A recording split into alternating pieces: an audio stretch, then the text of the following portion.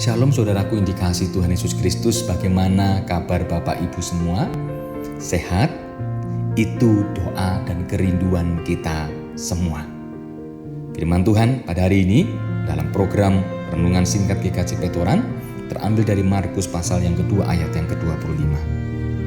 Belum pernahkah kamu baca apa yang dilakukan Daud ketika ia dan mereka yang mengikutinya kekurangan dan kelaparan? Saudaraku dikasih Tuhan, pada waktu itu orang-orang Farisi mencari cara untuk mendakwa Tuhan Yesus karena iri dan takut pada ajaran dan kuasanya. Oleh karena itu, kemudian mereka menggunakan perlakuan para murid yang mengambil bulir gandum pada hari Sabat.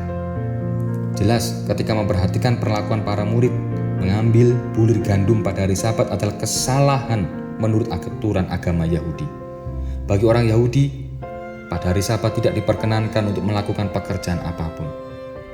Atas pertanyaan ini, Tuhan Yesus memberi jawab dengan menggunakan landasan yang pernah dilakukan oleh Raja Daud. Pada waktu itu, Daud masih menjadi panglima. Meskipun demikian, ia berani mengambil keputusan untuk menolong para pengikutnya dari kelaparan. Adapun alasan panglima Daud untuk menggunakan roti sesajian bagi para pengikutnya, itu karena rasa kemanusiaan. Jadi aturan agama sebaiknya jangan sampai menjadi sandungan untuk memperhatikan keadaan manusia yang memang memerlukan pertolongan.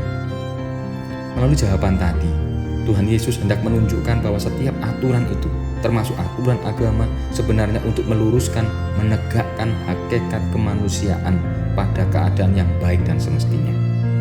Pemahaman yang demikian sungguh luas, tidak hanya melihat situasi dari fungsi aturan secara mentah, tetapi memang dipikirkan supaya aturan dapat dipahami menjadi cara untuk memulihkan hakikat kemanusiaan.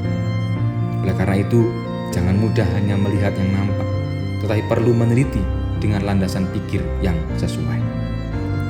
Akan lebih baik jika setiap manusia bisa meluaskan pengetahuannya.